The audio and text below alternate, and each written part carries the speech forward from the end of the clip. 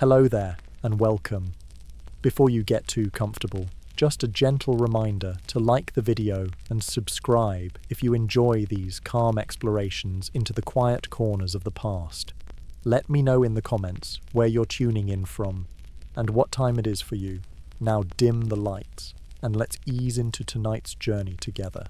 Tonight, we'll be settling into the slow, contemplative life of Charles Darwin, a man whose name is known in every school book and science hall, yet whose days, in truth, passed in quietude among hedgerows and manuscripts, pigeons and mosses. While history often remembers him as the herald of a scientific revolution, Darwin himself lived a life marked not by tumult but by gentle rhythms, habitual walks, and the slow, thoughtful turning of ideas in the stillness of the countryside. We'll begin where all lives do, in childhood, and trace the careful unfolding of his days through studies both half-hearted and deeply absorbing. We'll set sail with him aboard the Beagle, not in pursuit of conquest or fame, but with a notebook in hand, and the mild persistence of a man simply trying to understand the world he moved through. In Down House, with its creaking floors and soft garden paths, Darwin lived out his adult life surrounded by children, by specimens, by the comforting cycles of domesticity. The grand theory that quietly took shape in his mind was not rushed, nor loudly proclaimed. It was the fruit of decades of reflection, correction, and gentle correspondence with friends and critics alike. In his letters and his modest publications, we find a man more interested in asking than asserting, more given to wondering than declaring. So tonight, as the hush of evening settles around you, we'll walk with Darwin through the softer undergrowth of history, not seeking drama, but something subtler, something slow and still, like the turning of a leaf or the settling of dust on a well-loved book. Charles Robert Darwin was born on the 12th of February in the year 1809 in the market town of Shrewsbury, nestled gently in the county of Shropshire. The town itself, resting in the folds of green English hills, was quiet even then, a place of winding lanes, modest stone buildings, and the unhurried rhythms of provincial life. He came into the world in a large, comfortable house called the Mount, which overlooked the River Severn as it curved sleepily through the countryside. The home was set amidst gently tended gardens and soft woodland, and it would form the cradle of his earliest memories. Charles was the fifth of 6 children, born to Susanna Darwin, née Wedgwood, and Dr. Robert Darwin, a well-established physician of considerable girth, both physical and social. The Darwin family was well off, well regarded, and well read. Their drawing rooms held shelves of quiet books, their parlours echoed with the measured hum of civil conversation, and their dinners were substantial, both in sustenance and in calm discourse. Little Charles was a boy of retiring disposition, given neither to boisterous play nor scholarly ambition in his earliest years. He was fond of wandering, of gathering. The woodlands that skirted the property became his private realm. There, beneath the oaks and ashes, he would collect insects and stones, leaves and birds' eggs, placing each with solemn care into little boxes or labelled jars. In those meandering hours among tree roots and mossy banks, there stirred the first slow murmurings of the man he would become, not through eureka or sudden awakening, but through quiet and instinctive attentiveness. His mother, gentle and musical, died when Charles was only 8. It was a loss that touched him lightly at first, as children often are touched, more by the change in routine, the silences in place of song, the shift in the household's warmth, than by the full understanding of death. His sisters, kind and dependable, became his primary caregivers thereafter, filling the nursery with a gentle constancy. At school, Charles was by no means remarkable. First sent to the day school in Shrewsbury and then to Shrewsbury School proper under the headmastership of Dr. Butler, he was, in truth, a rather indifferent pupil. Latin and Greek left him unmoved. The classical education of the day, focused on declension and rhetoric, oration and verse, found little purchase in the soft soil of his mind. Yet he was not idle. He collected beetles with something near to reverence. In fact, he and his brother Erasmus set up a small chemical laboratory in a garden shed, earning him the teasing nickname Gas among his schoolfellows. These early experiments were rudimentary, of course, but they showed a quietly growing inclination towards inquiry, towards observing, noting, and, above all, understanding the workings of the world. His father, though loving, was a man of strong views, and saw in Charles's dreamy wanderings and mediocre scholastic performance little promise. "You care for nothing but shooting dogs and rat-catching," he once said, "and you will be a disgrace to yourself and all your family." It was a sharp rebuke, though said perhaps more out of frustration than cruelty. But even such harshness, expressed in a quiet sitting room on a grey afternoon, did not greatly trouble the boy. He continued on, quietly curious, quietly collecting. The rhythm of days at the Mount was unhurried, filled with the usual business of a prosperous family. There were carriage rides and Sunday walks, visits from cousins and clergymen, and evenings spent by candlelight. Charles was not a talkative child, but he watched. He watched ants carrying food across the garden path. He watched clouds forming and reforming above the River Severn.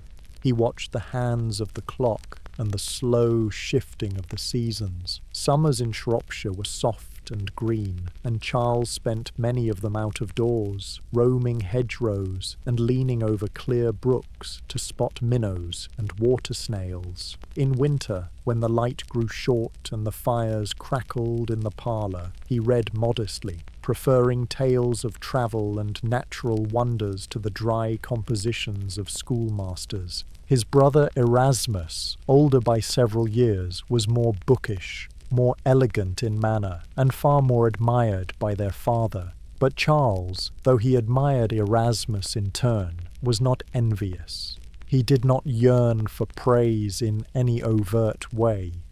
He was, rather, content to remain within his quiet orbit, turning inward, absorbing, noticing. When he was 16, Charles was sent to Edinburgh to study medicine, but those years lie just beyond this chapter. In Shrewsbury, during the soft dusk of his youth, he laid down the earliest layers of a temperament that would remain with him all his life, unhurried, observant, quietly persistent. He would become, in time, the architect of a profound shift in human understanding. But in these early years, he was simply a boy who found joy in the veins of a leaf, the glint of a beetle's wing, and the silent turning of the seasons. And perhaps that is the truest beginning of all. When Charles Darwin left the familiarity of the Mount for Shrewsbury School in the early 1820s, he entered a world of discipline, Latin verse, and long, stiff-backed hours on hard benches. The school itself, a brick building of sober countenance, stood not far from his family home. Yet to young Charles, the short distance did little to soften the transition. School days were structured, the air often thick with ink and chalk dust, and the voices of boys murmuring recitations under their breath. Dr. Samuel Butler, the headmaster, was a man of stern habits and traditional views. Under his guidance, the curriculum focused on the classical canon, Greek and Latin, the works of Cicero and Virgil, of Homer and Horace. For young Darwin, these ancient texts, dense with declensions and historical allusion, seemed more puzzle than pleasure. He struggled to see the purpose in them, failing to extract the joy that others seem to find in the turn of a phrase or the elegance of classical structure. His own mind drifted elsewhere, while his schoolfellows puzzled over conjugations and translation exercises. Charles's thoughts turned to the intricate world of the natural, of how seeds sprouted, how stones fractured, how the wings of insects held such improbable symmetry. He performed poorly in formal examinations, a fact that pained his father and puzzled his teachers. Yet in his own quiet way, he was always learning. Out of school hours, Charles found modest solace in solitary pursuits. He took long walks, often to the banks of the River Severn or into the gentle countryside that skirted the town. With a simple collecting jar or canvas satchel, he would gather plant specimens and insects. Beetles, in particular, held his fascination. The sheer variety of their shapes, their hard, shining carapaces and delicate limbs intrigued him. He would place them in little drawers or glass tubes, arranging and rearranging them according to their features. He had a small notebook, and in it he would jot quiet observations. Not grand hypotheses or ambitious questions, but short remarks, careful notations. How this beetle burrowed, how that moss held moisture after rain, how the bark of one tree seemed smoother than another. These entries were not for display. They were private rituals, markers of a mind beginning to turn steadily toward nature's quiet architecture. By the time he was in his mid-teens, Charles had also taken an interest in chemistry.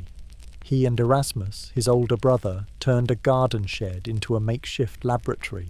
With a few flasks, crude burners, and reagents borrowed or begged, they conducted modest experiments, some producing small bangs and curious smells, others more silent but equally absorbing.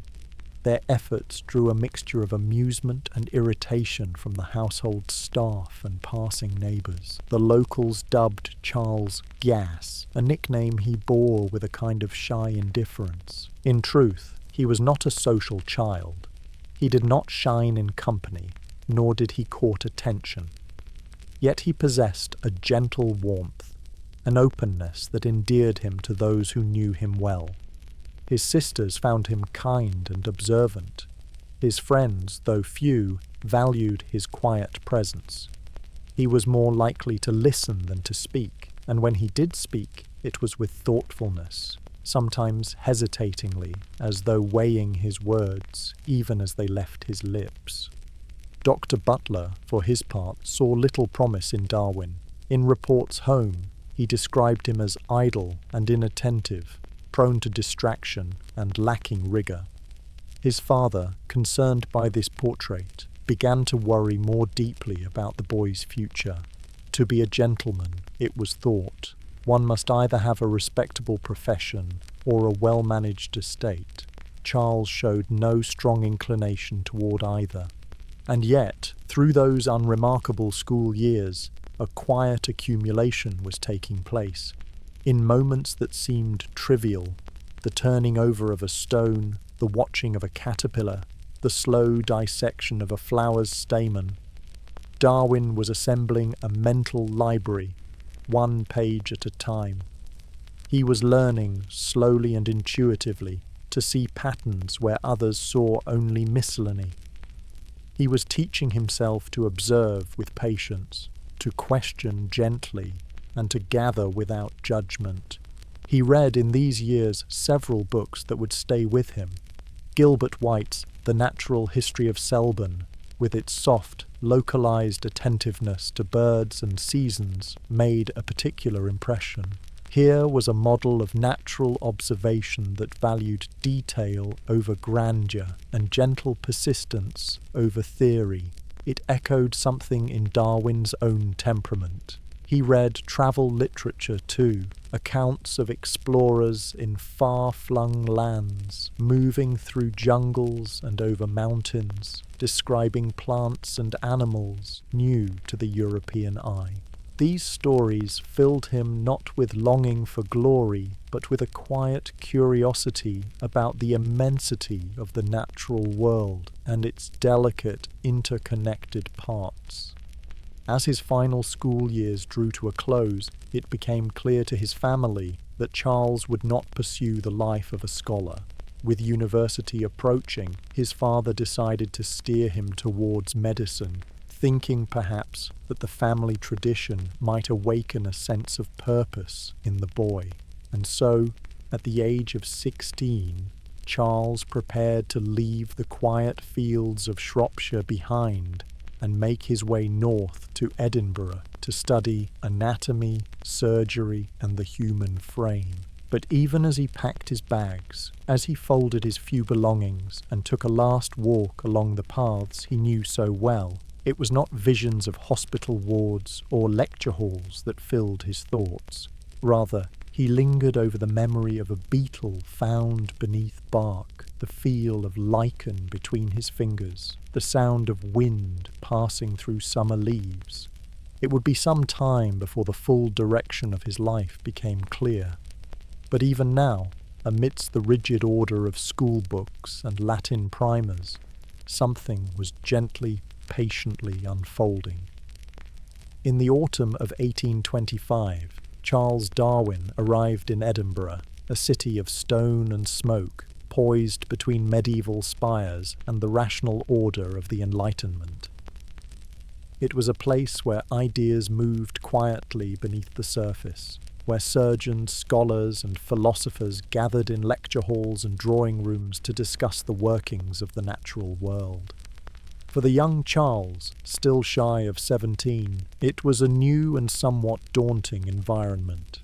He had come to study medicine, following in the footsteps of his father and grandfather, both respected physicians. The University of Edinburgh was one of the most advanced medical schools in Europe, offering instruction in anatomy, surgery, chemistry, and botany. But for Charles, the transition from the slow rhythms of Shrewsbury to the clinical rigour of university life was anything but smooth. His first months were filled with lectures, long, dry hours spent in cold, echoing halls, listening to the droning voices of professors as they described the structure of the human body or the preparation of pharmaceuticals. The language of medicine was precise and unyielding, and Darwin found little joy in its vocabulary. The dissection theatre, in particular, left him troubled. The sight of blood, the smell of preservative chemicals, the stiffened forms of cadavers, all of it proved too much for his delicate sensibilities. On more than one occasion he turned pale and left the room in quiet haste. He tried earnestly to find his footing. He attended chemistry demonstrations, took notes on surgical procedures, and read the recommended texts. But the work felt distant to him, mechanical rather than curious. His mind, drawn as always to living things in their natural state, resisted the abstractions of human anatomy. The city, too, weighed upon him.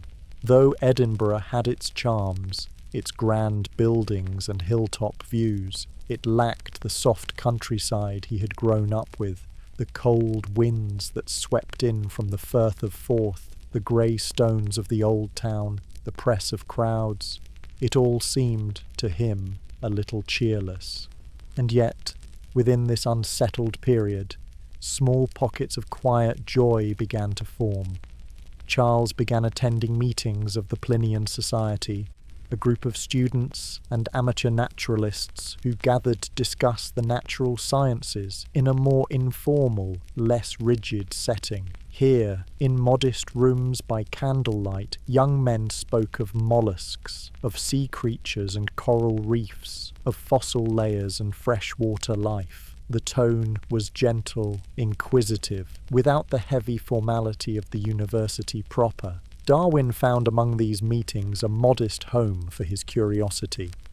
He befriended Robert Edmund Grant, a slightly older man with a passion for marine biology and an interest in the ideas of transmutation. early notions that species might change over time. Grant took Darwin under his wing, and the two spent quiet hours combing the shores of the Firth, gathering seaweeds, anemones, and small crustaceans. The tide pools, with their silent intricacies, offered far more fascination than any surgical lecture. During these excursions, Charles learned to examine with care, to note the tiny movements of barnacles, the structure of a sponge, the ways in which sea life adapted to the rhythms of tide and wave. The fieldwork soothed him. It gave shape to his days and purpose to his walks. There was no urgency, no looming examination, just observation, repetition, and gentle thought. He also attended natural history lectures, particularly those given by Professor Robert Jameson, who taught mineralogy and geology. Though Jameson's delivery was at times ponderous, Darwin found something appealing in the idea that rocks and fossils could tell the story of the Earth's deep past. He began to see layers of meaning in stone, clues, perhaps, to how the world had taken shape. Still, his official studies in medicine faltered. He made little progress in practical anatomy and avoided surgical theatres whenever possible. His father, receiving reports of Charles's lack of progress, grew increasingly concerned. Medicine, it was becoming clear, was not a viable path. Yet Charles did not flounder. Rather, he simply turned, quietly, naturally, towards that which held his attention. He began keeping notebooks again, small and private, filled with details of plant specimens, tide pool life, and geological formations. He read broadly works by Humboldt, by Paley, by earlier naturalists who had attempted to catalogue the world in its varied forms. These readings were not assigned, but pursued out of genuine interest. He also began to correspond in small ways with other naturalists, sharing notes and questions. His writing, still hesitant and unsure, bore the marks of a mind searching for clarity rather than acclaim.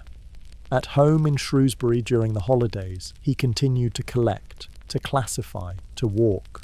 The familiar fields and lanes of his youth remained a quiet sanctuary. His father, while disappointed by his faltering medical path, was not unkind. Seeing that Charles was not idle, but simply misaligned with medicine, he eventually proposed a different course, that he might study to become a clergyman. It was a respectable profession, one that offered both stability and a life in the countryside, with time for natural observation. Charles, though not particularly devout, did not object. The Church of England held no terrors for him, and the vision of a rural parish with a garden and time to study beetles was not unappealing. And so, with quiet assent, he agreed to prepare for Cambridge. But Edinburgh had left its mark, not in surgical skill or medical insight, but in the slow deepening of his curiosity and in the forming of small friendships with others who looked at the world not as a fixed creation, but as a place of unfolding wonder. He had not yet found his path, but he had begun, gently, to know what mattered to him. The life of quiet observation, the joy of detail, and the slow, patient act of understanding nature on its own terms. In the end, the city of Edinburgh faded into memory, not as a failure, but as a necessary pause, a turning of the soil before something more enduring could take root. When Charles Darwin arrived in Cambridge in early 1828, he did so not with the fervour of ambition, but with a quiet acceptance and perhaps a measure of tentative hope. He was to read for a Bachelor of Arts degree at Christ's College, a necessary step toward ordination in the Church of England. The idea, gently planted by his father, was that the clerical life might offer him a peaceful living in the countryside, ample time for walking, collecting, and quiet thought. For Charles, the prospect was neither thrilling nor burdensome. It was, in a way, a compromise that allowed him to remain close to the natural world. Cambridge itself had a serene scholarly air. Its stone courtyards and climbing ivy, its calm riverside walks and echoing chapels all contributed to an atmosphere of polite learning. For Charles, who had found Edinburgh's medical rigour uncongenial, this was something closer to comfort. His days were filled with mild routine, lectures, chapel services, and walks across the gently undulating fields that framed the university town. At first, he approached his studies with the same lack of fervour that had marked his school days. The theological curriculum, while intellectually demanding in places, did not truly engage his heart. He read divinity, attended lectures in moral philosophy, and worked through Euclidean geometry, but his attention often wandered. His notebooks filled more readily with sketches of plants than with theological notes. But there was a gentle shift during his time at Cambridge, an awakening not so much to faith, but to the life of the mind as it related to the natural world. He came under the influence of several kind and thoughtful men who, in their own ways, helped to shape his direction. Chief among them was the Reverend John Stevens Henslow, professor of botany. Henslow was admired not only for his knowledge, but for his openness of spirit and generosity towards students. Darwin was introduced to Henslow through mutual acquaintances and began to attend his lectures. These sessions, quiet and methodical, focused on the classification and structure of plants. Henslow had a way of turning observation into meditation, encouraging his pupils to look closely, to question gently, and to note without prejudice. Charles, who had always been a collector at heart, found this approach deeply satisfying. He began accompanying Henslow on long botanical walks in the countryside, where the older man would speak not only of botany, but of geology, entomology, and the philosophy of science. They spoke quietly, as men do when walking among fields, pausing to examine a flower, to consider a patch of soil, to speculate on the migration of birds. Henslow treated Darwin not as a pupil, but as a fellow inquirer, and this mutual respect helped Charles to develop a sense of intellectual worth he had not known before.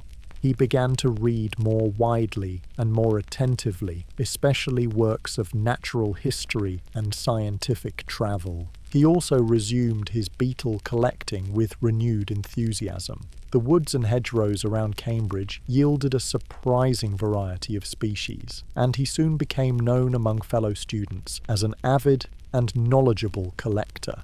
His correspondence with other naturalists grew, and he began submitting records of his finds to entomological journals. These were modest contributions, but they gave him a sense of participation in a wider community of inquiry. One of the books that particularly stirred him during these years was Alexander von Humboldt's Personal Narrative, an account of travels in South America filled with detailed observations of flora, fauna, and landscape. Darwin read it with quiet intensity, often lying stretched out on the floor of his room, lost in its descriptions of tropical rainforests, volcanic peaks, and the great rivers of the New World.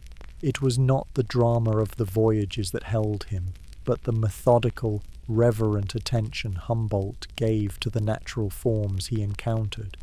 Charles dreamed, silently, of one day making such a journey, not for adventure's sake, but for the steady, day-by-day immersion in the living world. He passed his final examinations in early 1831, doing so respectably, though without distinction. His degree earned, he remained at Cambridge for a time, uncertain of what lay ahead. He was no closer to ordination than when he arrived, and his inner compass now pointed more firmly toward natural science than to the pulpit. Then, quite without warning, an opportunity arose that would quietly change the course of his life. Henslow, aware of Darwin's deepening interest and quiet diligence, recommended him for a position as gentleman naturalist aboard a surveying voyage of HMS Beagle. The ship, under the command of Captain Robert Fitzroy, was to set sail on an extended expedition to chart the coastlines of South America and the wider Pacific. The post was not an official one, but rather a gentleman's invitation to accompany the crew, make observations, and collect specimens. At first, Darwin hesitated. The journey would be long, 2 years at least, and the idea of months at sea, of foreign lands and unfamiliar climates, was daunting. His father, ever practical, was initially opposed, but after some persuasion from relatives and a fuller understanding of the expedition's scientific potential, he relented. Charles, for his part, felt a deep and growing sense that this was a path meant for him, not one laid out in advance, but discovered, step by quiet step. He began preparations at once, gathering supplies, reading travel accounts, and acquiring tools for collecting and preserving specimens. He consulted with Henslow and other naturalists, filling his notebooks with lists, instructions, and quiet intentions. In the stillness of late summer 1831, just before his departure, Charles returned briefly to Shrewsbury. He walked the familiar fields of his childhood, his heart filled not with triumph or anxiety, but with a deep and gentle anticipation. The journey ahead was unknown, but his mind, shaped by years of quiet attention, was ready to meet it, not with boldness, but with care, with reverence, and with the slow, unending patience of a man who watches and waits and wonders. On a cold morning in late December of 1831, Charles Darwin stood upon the deck of HMS Beagle, his breath curling into the sea air, his thoughts quiet but turning gently. The ship, a compact brig of 10 guns and steady rigging, bobbed in the harbour at Devonport, its masts creaking faintly against the sky. There had been delays, as is often the case with voyages, weather, provisions, adjustments, but now the long-anticipated departure was at hand. Darwin was not a sailor, nor a seasoned traveller. He had never been far from the British Isles. Yet here he was, aged just 22, setting out on a journey that would carry him across oceans, beneath southern constellations, along coastlines few Europeans had seen. It was to be a surveying expedition led by the young and disciplined Captain Robert Fitzroy, whose task it was to chart the contours of South America's shores. Darwin's role was informal, a gentleman naturalist invited to observe, to collect, to note the passing wonders of nature, with no official title and no particular obligation beyond quiet observation. The voyage began uneventfully, the Beagle slipping away from English shores and into the Atlantic with a steady rhythm. The sea, vast and shifting, became their world. Days blended into one another, the horizon constant, the wind in the rigging, the creak of timber, the slap of water against hull. Darwin took to the early days with a combination of fascination and discomfort.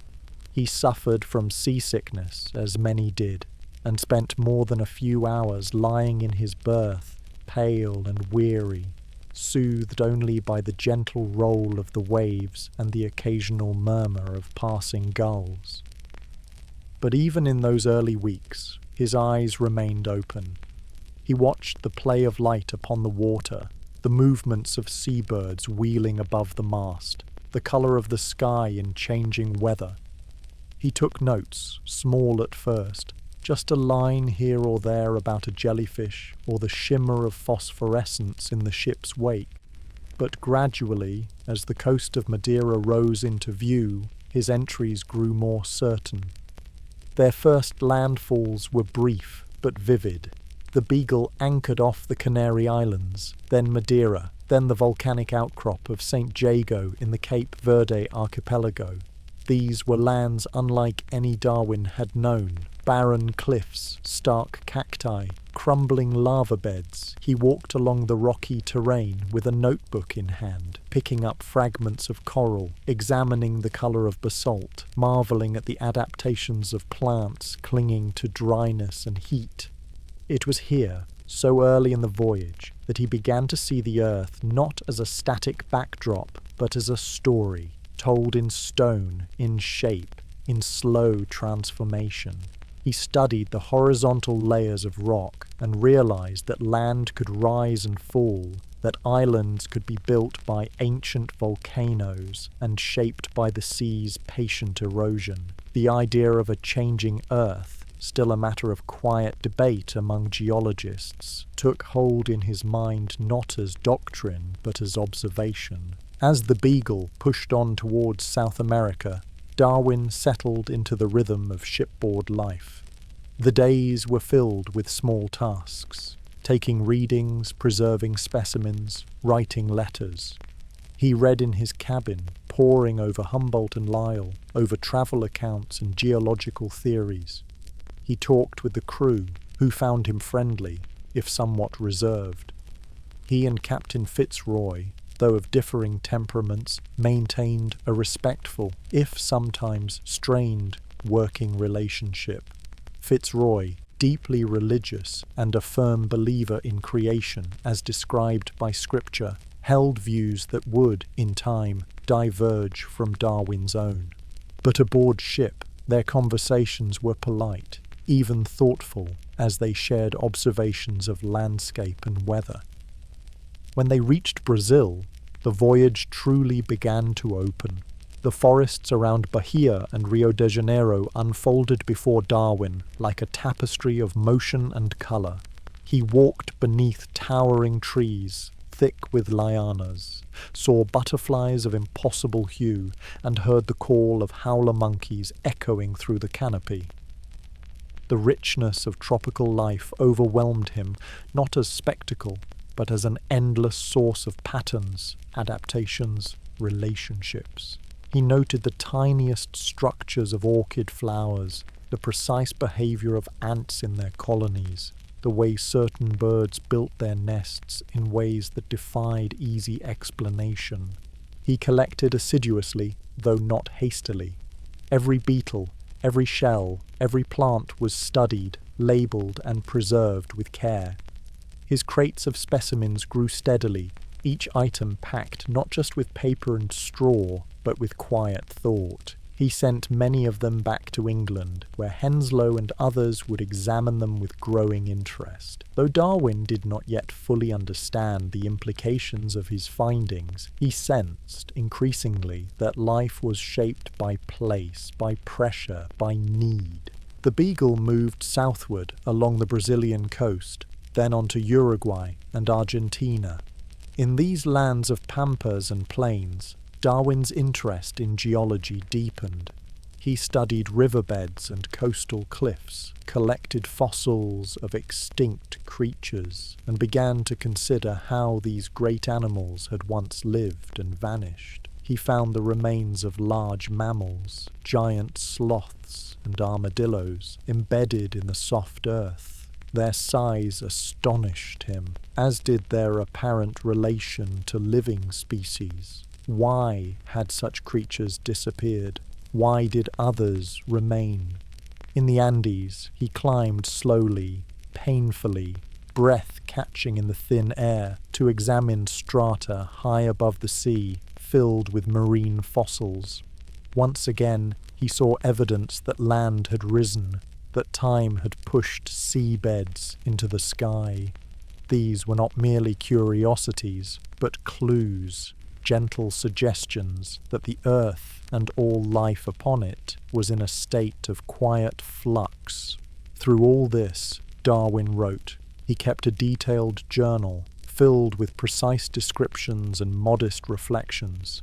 His handwriting, neat and deliberate, recorded not theories, but impressions, what he saw, what he wondered, what patterns seemed to emerge.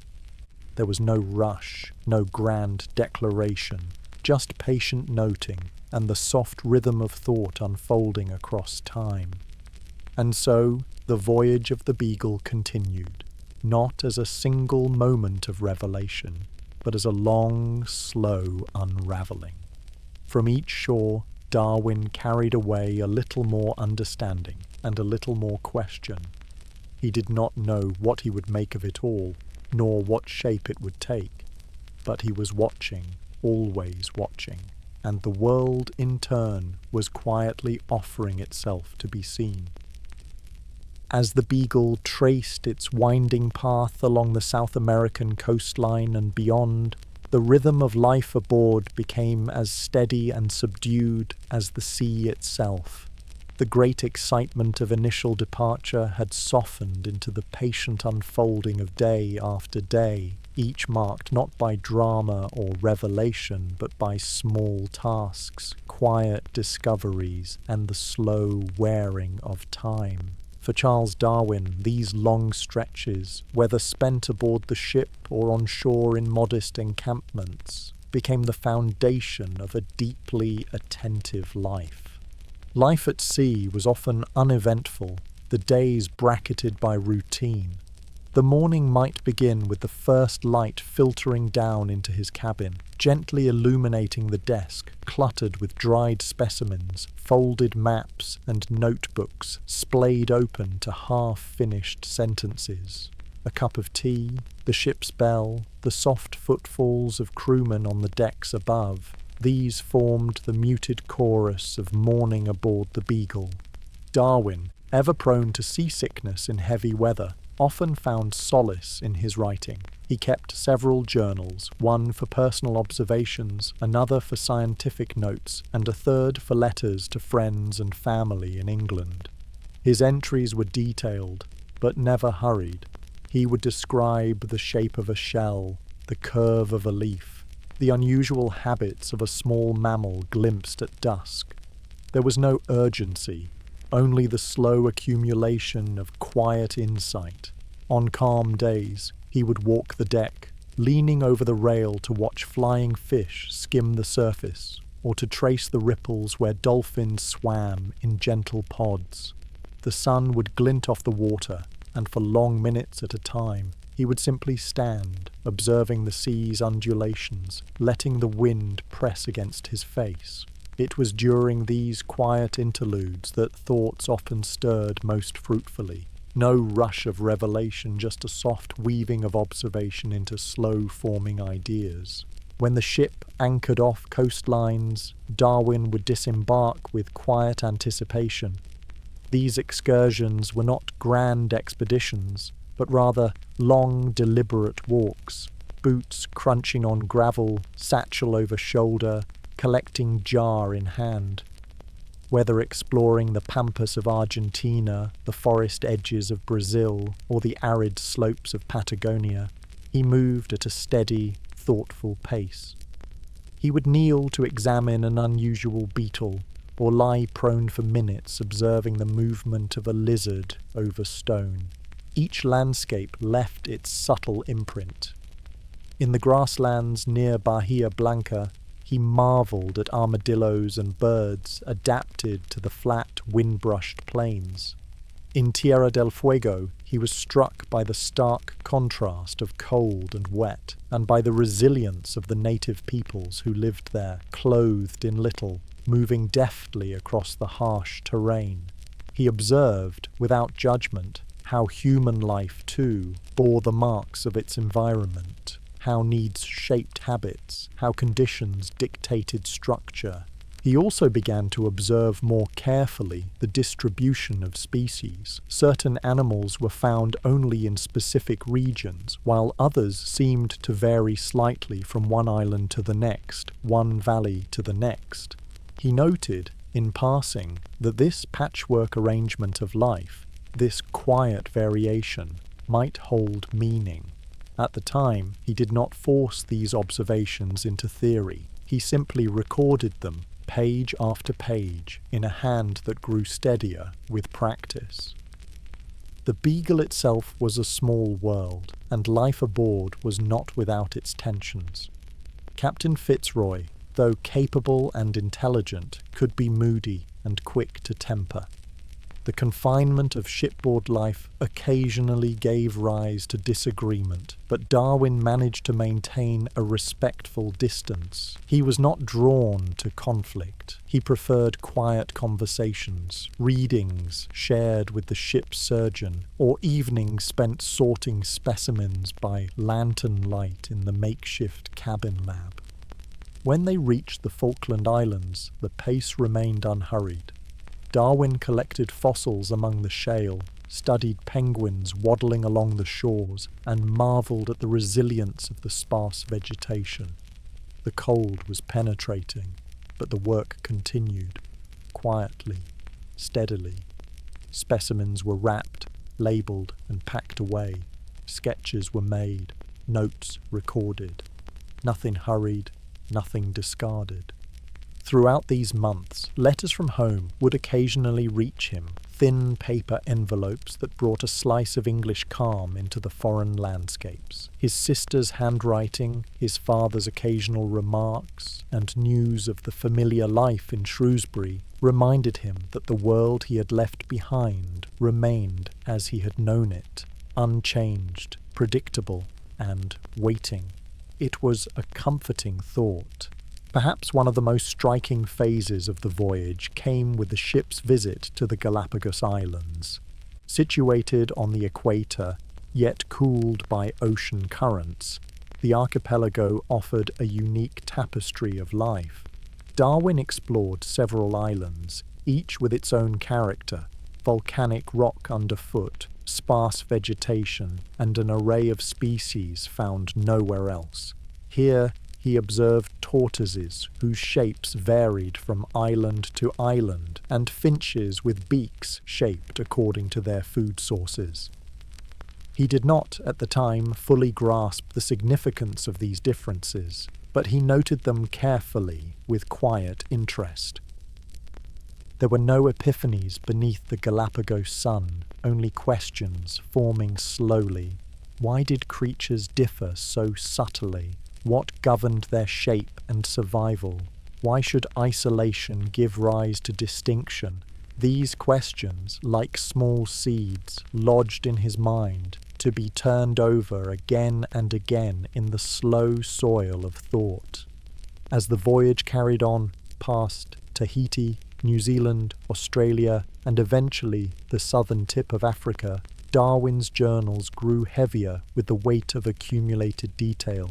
He wrote of coral reefs, of fossil bones, of ants forming bridges with their bodies, of the differing calls of birds as they flew from forest to plain. It was not a heroic catalogue, but a gentle, persistent account of life's quiet intricacies. At sea, the stars marked time.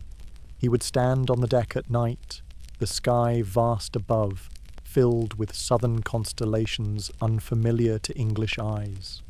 The ocean stretched endlessly in every direction, and in those still hours his thoughts returned often to the unity of things, to the invisible threads that linked one organism to another, one island to the next, one fossil to the living. The voyage of the Beagle was not a single story, but 1,000 small ones, each anchored in detail, in patience, in the quiet noticing of the world. And Darwin, through slow days at sea and on shore, was becoming not just a collector of facts, but a quiet thinker, a man learning to ask the sort of questions that take years to unfold. By the time HMS Beagle turned westward from the South Pacific and began the long return across oceans towards England, Charles Darwin had become, almost without knowing it, a man changed by habit. His was no transformation of character, no dramatic alteration of temperament, but rather a deepening, a settling into quiet rhythms of observation, a rooting of self in the patient act of paying attention. He was not yet the author of theory, nor the architect of evolution, but he had become, in the most earnest and unassuming sense, a naturalist. What distinguished Darwin's method in these later stages of the voyage was not a sudden insight, but a softness of gaze, a way of looking at the natural world that was neither possessive nor abstract. He observed creatures not as curiosities, but as beings inhabiting patterns of necessity and adaptation. Where some might have looked for the unusual or the exotic, Darwin looked for continuity, for the way one shape might echo another, the way behavior hinted at belonging. In the jungles of Tahiti, he moved through the undergrowth not in search of treasure, but of relationship, between plant and pollinator, between soil and root, between the curve of a leaf and the angle of the sun. He noticed how native people harvested fruit in a way that sustained the trees, how insects gathered in the morning light and disappeared by afternoon, how each island supported its own distinct assemblage of life, shaped by its own particular balance of heat, moisture, and wind. He watched birds in flight, not as spectacle, but as expression. On a still morning in New Zealand, he stood among ferns to watch a pair of tui birds flit between tree ferns, their iridescent feathers catching the early sun. Their movements were not extraordinary, not theatrical, but they were precise, tuned to the life of that forest. He noted it, quietly, in a soft-bound book already filled with other such moments, like pressed petals gathered one by one. In Australia, he walked the dry lands near Sydney with slow purpose, fascinated by marsupials and the strange divergence of forms found there. The kangaroo, the platypus, the echidna, all so different from the mammals of Europe, and yet plainly adapted, clearly fitted to their tasks and environments. He wrote of them as one might write of an old friend's habits, without judgment, only curiosity. It puzzled him, gently, why such creatures had not developed elsewhere. He did not seek to answer too quickly. He simply wrote, observed, and waited. Throughout these journeys, Darwin's hands were rarely idle. He cleaned bones, dried flowers, packed specimens. He labelled shells and pinned insects with quiet care. The work was repetitive, often slow, but it soothed him. Each act of sorting or preserving was a form of respect, a recognition that each creature, each structure, each tiny seed held its own place in the wider story. And there was the sea, always the sea. In long stretches of voyage between landfalls, when the Beagle became once more a floating world, Darwin often returned to his habit of standing alone at the rail, watching the horizon. The ocean, for all its vastness, never bored him. He saw its moods, its colours, the changes it imposed upon weather and creature alike. He recorded flying fish and jellyfish, the patterns of driftwood, the gathering of barnacles on the hull. It was a moving ecosystem, a continuity of life that blurred borders and bound continents together. One night, somewhere between the Cape of Good Hope and St. Helena, he noted in his journal the way the moonlight turned the sea's surface to silver and made the sails glow faintly. It was not a scientific observation, but he wrote it all the same. Because even in the slow business of science, there is space for quiet beauty, and he, ever observant, would not leave it unremarked. He read, too, ceaselessly. Lyell's Principles of Geology remained a steady companion. Darwin was not merely absorbing the arguments of uniformitarianism, the idea that the Earth had been shaped over long ages by the same forces still at work today, but was quietly weaving these notions into his own growing understanding of the natural world. If rocks could rise and fall slowly, if mountains could be made by countless small uplifts, then perhaps life too changed not by sudden leaps, but by slow, quiet drift. Darwin did not write theory aboard the Beagle. He didn't yet draft the outlines of natural selection. Instead, he gathered notes, specimens, questions. He asked gently, without insisting. He let the world speak in its own time.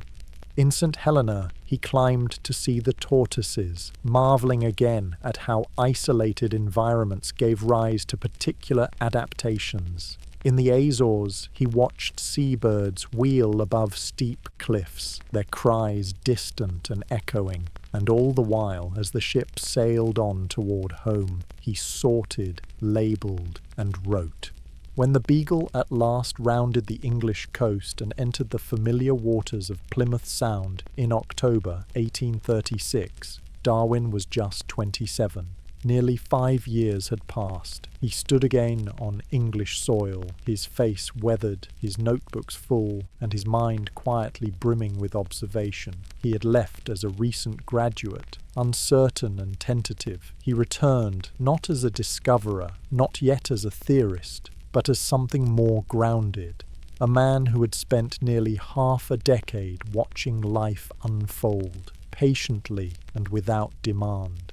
There were no fanfares on his return, no public greeting. He travelled quietly to Shrewsbury, where the hedgerows remained unchanged, and the lanes were just as he had left them.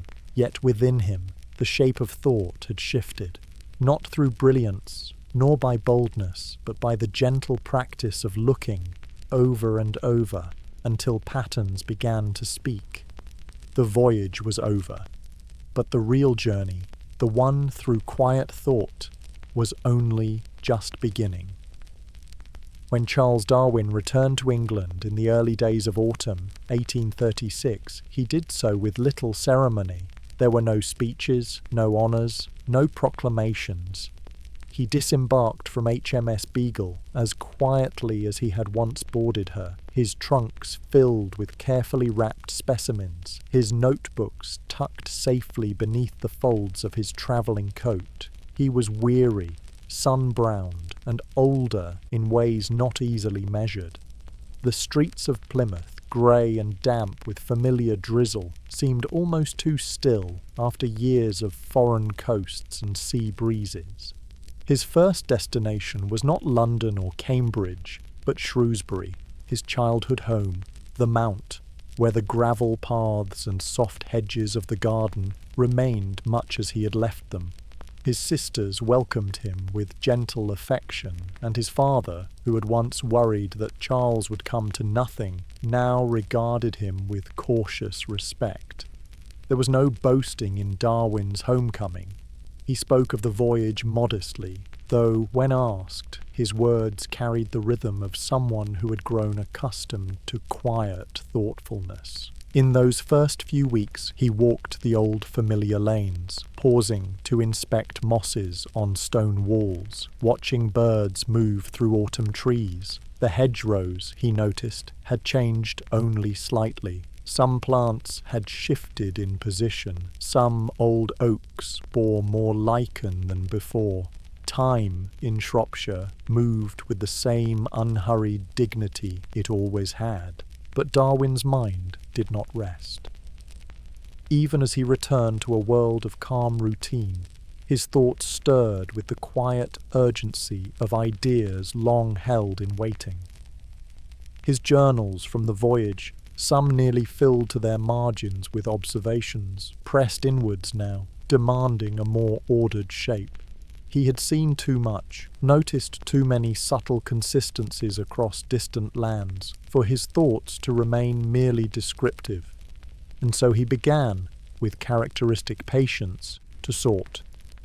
He moved to London not long after his return, taking lodgings in Great Marlborough Street. There, amid the soft bustle of the capital, he unpacked his collections in a rented room that quickly filled with boxes and papers. Each specimen, a beetle, a fossil, a seed, was examined anew, its label checked, its placement in his mental order reviewed. He corresponded regularly with John Stevens Henslow and other men of science, sending samples, requesting identifications, and offering observations. His crates, sent home over the course of the voyage, had already been drawing quiet attention. He worked long hours, not with frenzy, but with persistence. Mornings spent at his writing desk, afternoons in museums or meetings with fellow naturalists, evenings in soft lamplight, rewriting passages, comparing notes, revisiting sketches. He never raised his voice in argument. He preferred careful alignment, methodical assembly. Darwin also began to read more deeply the works of others. Charles Lyell's geological volumes continued to impress upon him the slow processes that shaped the Earth. He now saw similar principles in the realm of life: incremental change, long durations, the steady shaping of form by environment and circumstance. He read of pigeon breeding, of horticultural variation, of farmers' efforts to enhance traits through selective pairings. These quiet human practices mirrored, in some subtle way, what he had seen in nature, a kind of unconscious selection, a shaping not by design, but by consequence. In London, Darwin mingled with men of science more regularly: geologists, botanists, entomologists. He joined the Geological Society, where he gave his first paper, a quiet analysis of rock formations observed in South America. The reception was polite. There was no sensation, no acclaim, but the paper was read and respected. It was his first step into the public life of science, and he took it, as always, with humility.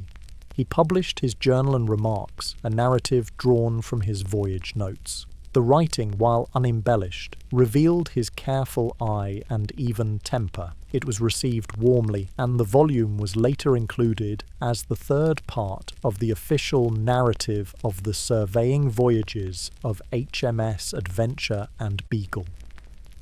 Quietly, it brought his name into wider notice, though never in any boastful fashion. His tone remained observational, never polemical. During this period, Darwin's health began to falter. The long voyage had worn upon his constitution, and the London air, thick with coal smoke and dampness, did him no favours. He suffered from stomach ailments, headaches, and a general weariness. These episodes, recurring and poorly understood, became a feature of his life from this point onward, but they slowed rather than stopped him. In 1839, he married his cousin, Emma Wedgwood, a union of quiet mutual affection. She, gentle and thoughtful, brought a calming presence to his increasingly studious life. Together, they settled in a house on Gower Street in London, and later, more permanently, in the rural village of Down in Kent. But all of this, marriage, home, parenthood, still lay in the soft distance. For now Darwin worked in quiet rooms, examining the minutiae of barnacles, sorting seed pods, and pondering questions he could not yet name fully. In these post-voyage years, he did not seek to persuade. He simply watched, listened, and collected. There was no rush. In the hush of English rooms, as rain touched the windows and hearth fires burned low, Darwin's thoughts began to move inward, turning gently, persistently toward the shaping of a theory that would, in time, change the way mankind understood itself. But for now, there was only the soft sound of pages turning, the quiet clink of glass slides, and the familiar scent of dried leaves and preserved wings. England had taken him back not as a hero, but as a patient observer, and in that patient observation the true work had quietly begun. In the year 1842, Charles Darwin, accompanied by his wife Emma and their growing brood of children, moved from the soot and clatter of London to the quiet Kentish village of Down. There, in a brick-fronted Georgian house known simply as Down House, Darwin would spend the remainder of his life, more than 40 years, following a rhythm of study and family, of gentle walks and slow contemplation.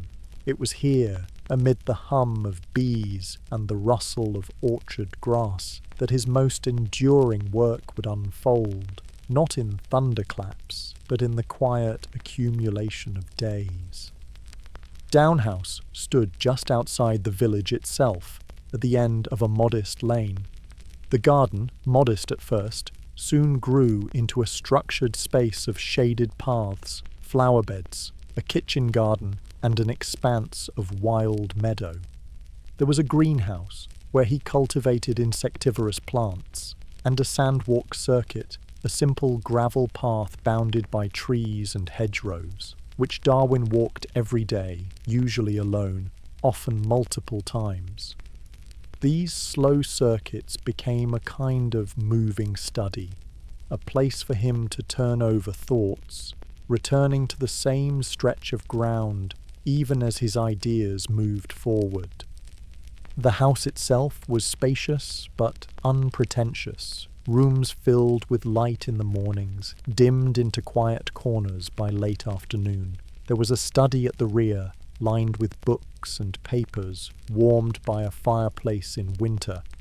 Here Darwin would sit, pen in hand, writing letters, revising notes, or gently turning the pages of a microscope. He did not isolate himself, but neither did he welcome frequent interruption. The rhythm was deliberate: morning correspondence, a midday walk, hours of observation in the afternoon, and quiet family evenings in the drawing room. These formed the architecture of his life. Emma, his wife, tended the household with unflappable grace. Her devotion to Charles was gentle but unwavering, and she provided a steady counterbalance to his periodic ailments and deep internal preoccupations. She was musical, a lover of literature, and deeply religious, qualities which sometimes placed her in silent tension with Charles's growing doubts about the fixed order of life and its divine origin. Yet they rarely quarrelled. Their letters, many exchanged within the house itself when conversation seemed too fraught, show a deep mutual respect, a tenderness that outlasted disagreement. Children filled Down House with soft noise. The Darwins would eventually have 10 in all, though not all survived to adulthood. The presence of children, shouts on the lawn, toys on the stairs, small boots by the hearth, offered a counterpoint to Darwin's solitary studies. He watched their development with both paternal affection and scientific interest. He took notes on their early movements, their facial expressions, their reactions to sound and touch. These were not clinical observations, but quiet reflections woven into his broader interest in behaviour, inheritance, and the shaping forces of life. Though often unwell, suffering from bouts of fatigue, stomach distress, and nervous exhaustion, Darwin remained remarkably productive. He established a routine that allowed for regular work in small, deliberate increments. He corresponded constantly, his letters touching on everything from the finer points of botanical taxonomy to the habits of pigeons. His network of contacts included gardeners, zookeepers, clergymen, farmers, and fellow naturalists. Each brought him small parcels of data, observations from the field, peculiar traits in a domestic breed, strange cases of mimicry or adaptation. His interest in variation among species led him to raise pigeons, which he kept in a modest dovecote. He noted their traits, their parentage, their ability to pass on features through generations. He bred them deliberately, examining the shapes of their beaks, the colour of their plumage, the structure of their wings. Pigeons, often dismissed as common, became for Darwin a window into the mechanisms of change. He wrote of them at length, not out of eccentricity, but because they embodied, in miniature, the forces he believed shaped life itself. The years passed quietly, one into the next. Darwin did not chase celebrity, nor did he lecture. He rarely left Kent, preferring the steadiness of his own garden paths to the bright lights of scientific society. Visitors came from time to time, scientists, admirers, even a few skeptics, and were received with warm, if reserved, hospitality. but the world beyond Down House rarely disturbed its calm interior. He read constantly, books on geology, theology, agriculture and psychology. He made meticulous notes on earthworms, observing their movements in garden soil, their ability to bury stones, to slowly transform the land through unconscious effort. In these small, humble creatures, Darwin found a kind of quiet marvel, a metaphor for the slow forces that shaped not just the soil, but life itself. The sandwalk remained his daily companion. He would walk it slowly, often with a stick, pausing to move a pebble from one pile to another to keep track of his laps. It was during these walks that he sorted his thoughts, rehearsed arguments, refined the delicate balance of evidence and inference that would underpin his eventual writings. The world of Down House, with its bees and blossoms, its hens and hedges, was not a retreat from the world, but a way into its deeper meanings. His work did not rush toward conclusion. The theory he nurtured grew gradually, like a tree adding quiet rings. He doubted, revised, cross-checked. He allowed his ideas to settle, never forcing them into premature form. The patience of his approach was not idleness, it was fidelity to the texture of natural change. He sought not to dazzle, but to understand. Thus, Down House became not just a residence, but a landscape of thought. Within its walls and gardens, Darwin crafted a life of quiet consistency. He was a husband, a father, a gardener, a naturalist, not one more than the others, but all entwined. The modest routines of this rural household became the soil in which great ideas grew, not quickly, not with fanfare, but with the slow grace of nature itself. Within the seclusion of Down House, Charles Darwin's days unfolded with a steady rhythm, unmarked by drama and guided not by deadlines, but by the natural pace of inquiry. It was in this quiet environment that he turned his attention, with unwavering persistence, to some of the humblest forms of life: pigeons in their dovecote, worms beneath the soil, creeping plants twisting towards the light. These small creatures, so often overlooked, became the focus of his most sustained investigations. To Darwin, they were not trivial subjects, but subtle doorways into the greater fabric of biological life. The pigeons came first. Fascinated by the variety found among domesticated breeds, Darwin joined local pigeon fancier societies, corresponded with breeders, and acquired his own flock. At first glance, it may have seemed a peculiar pursuit for a gentleman naturalist. Yet Darwin's interest was quiet and methodical. He saw in pigeons a natural experiment, a long-standing, unintentional test case in heredity and variation. Through the selective pressures of human preference, these birds had diverged markedly from their wild rock dove ancestors. Their beaks curved or straightened, their plumage thickened, lengthened, or grew curled, their bodies altered in shape, colour, and stance. Darwin recorded these differences in measured prose, noting the slight changes that could arise generation by generation. He sketched beak profiles, weighed bones, and kept careful records of pairings and offspring. Each breeding season yielded new examples of variation, small, almost imperceptible shifts that nonetheless pointed to a central truth, that traits could be passed on and altered, not by design, but by accumulation. If this was true under human guidance, might it not also be so in nature?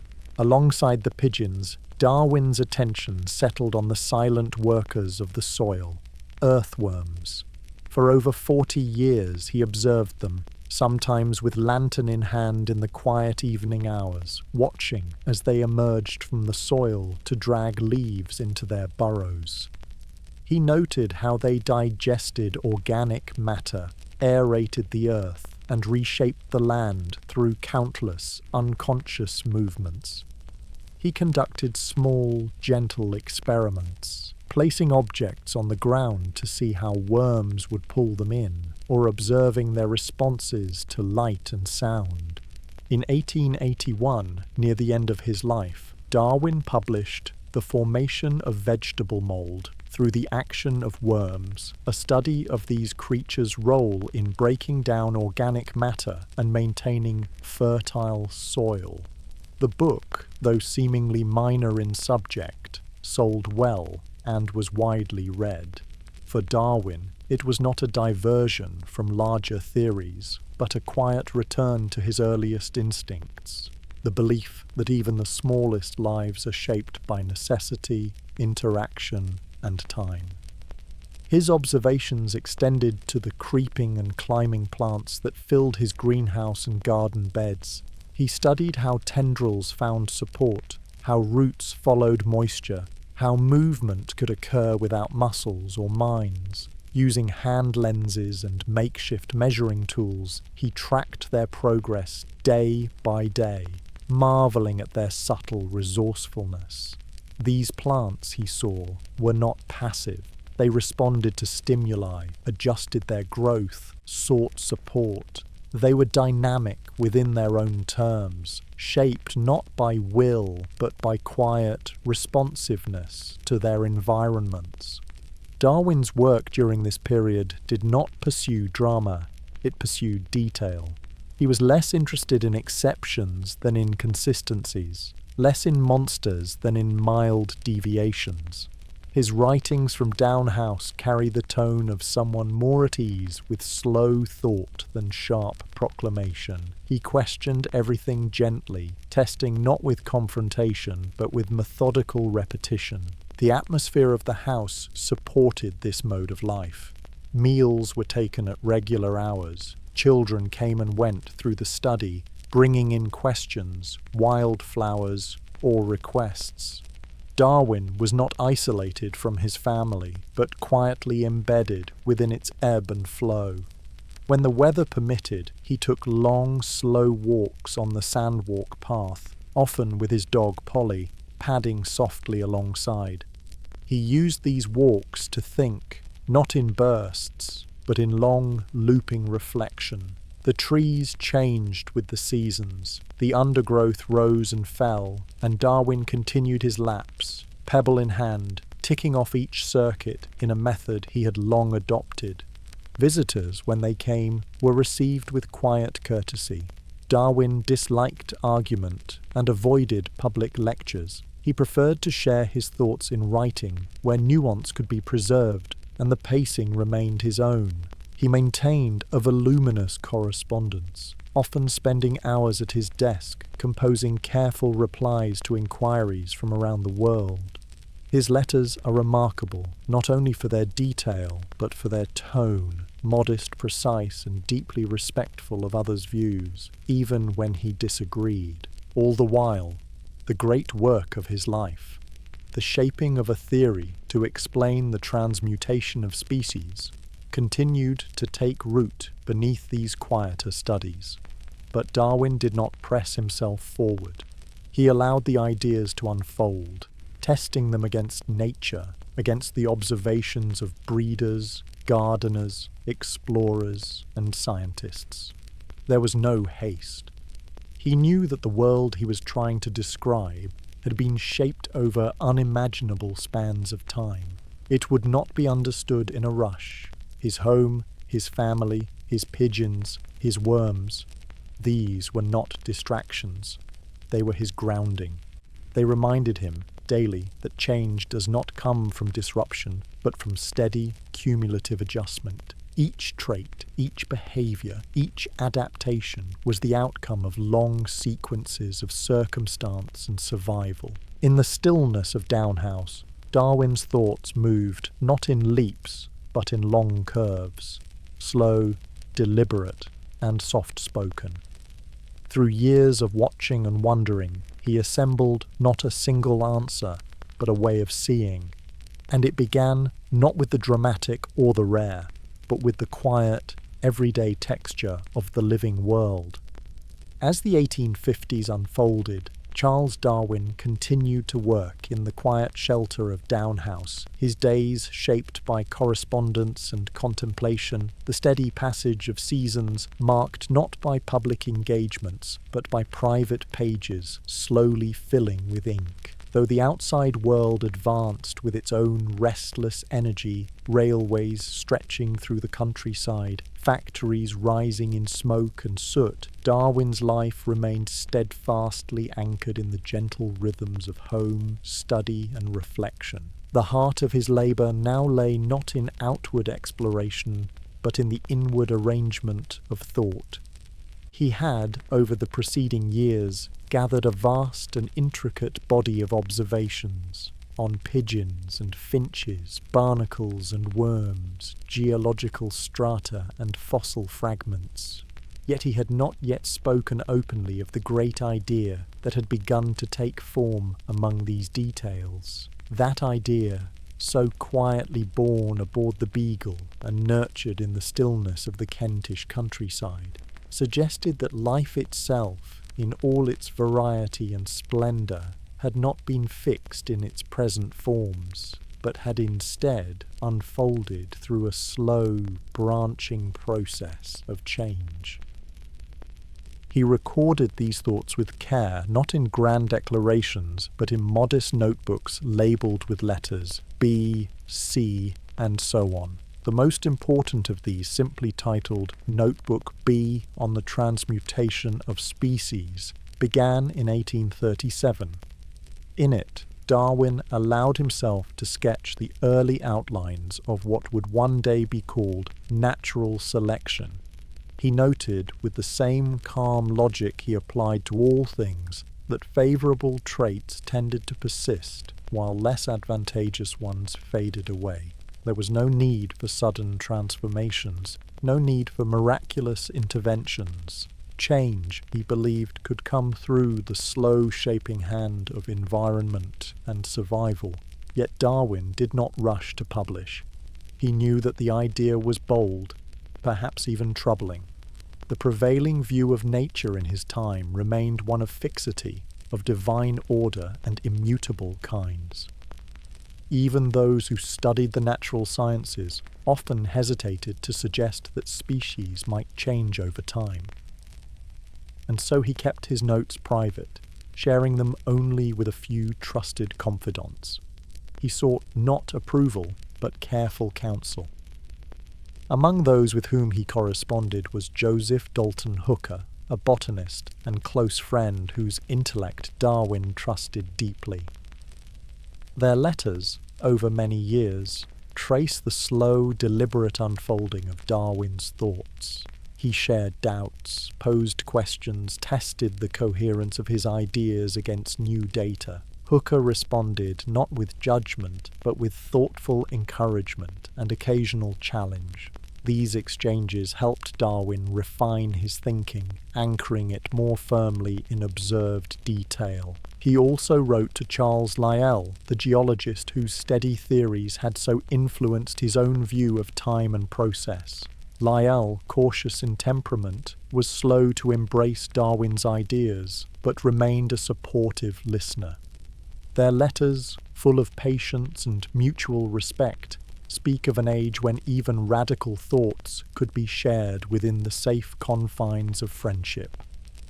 Throughout this period, Darwin also continued his domestic research, observing the habits of his children, watching plants bend toward light, noting the behavior of bees and ants.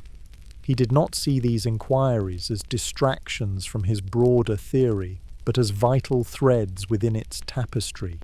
Each small fact, each quiet discovery, added to the slow weaving of an idea that had no need for haste. And yet, for all his patience, there lingered within Darwin a growing sense that the time for silence would not last forever. In 1856, prompted by Lyell and others, he began to write a full-length treatise, a comprehensive account of his theory, filled with examples and argument. He titled it Natural Selection, and he worked on it steadily, day by day, often rising early and retiring to bed soon after dinner. The manuscript grew slowly, its chapters methodical, its tone always measured. He wrote not to persuade with force, but to explain with care.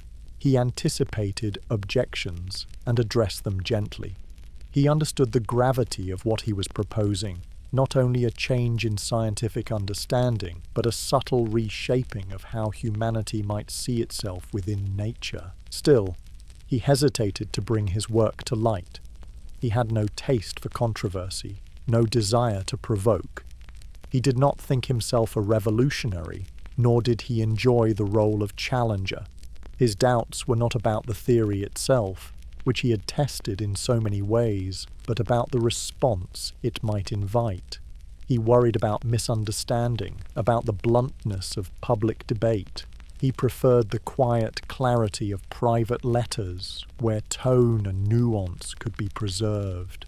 These years were filled with such correspondence. His desk at Down House became a centre of quiet exchange, the Daily Post carrying questions and responses, specimens and seeds, observations and thoughts. The world came to him through envelopes and parcels, and he returned his reflections with gratitude and care. He asked not for agreement, only for honesty. He read every letter with attention and replied to nearly all, even when fatigue pressed heavily upon him.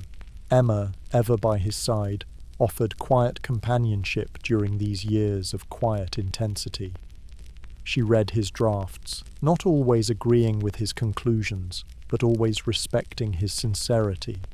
Their shared life continued in gentle patterns: meals, music, the children's laughter in the hallways, the garden changing with the months.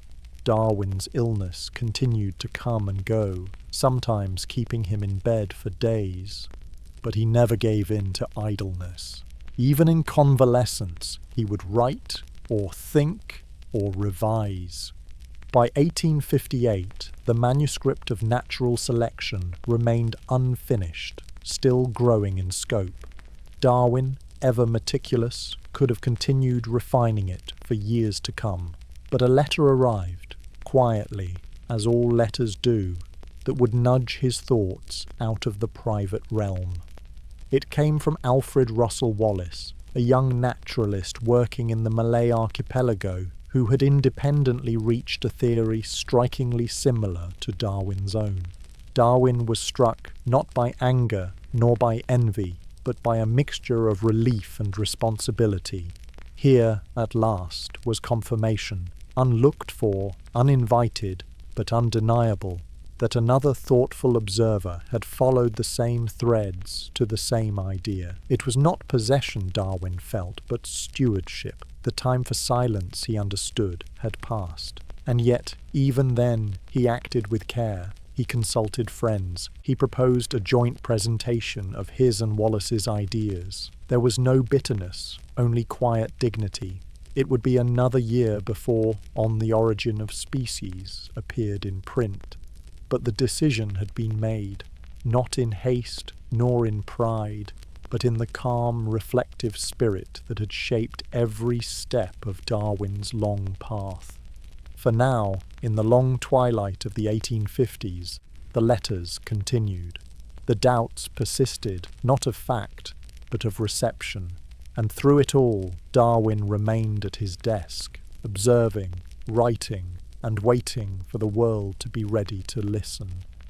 By the middle of the 19th century, Charles Darwin had spent over 2 decades quietly nurturing a single, slowly flowering idea, one that had grown not from revelation, but from repetition, not from flash or epiphany, but from the deliberate study of worms, the measured arc of barnacles, and the subtle differences among finches' beaks.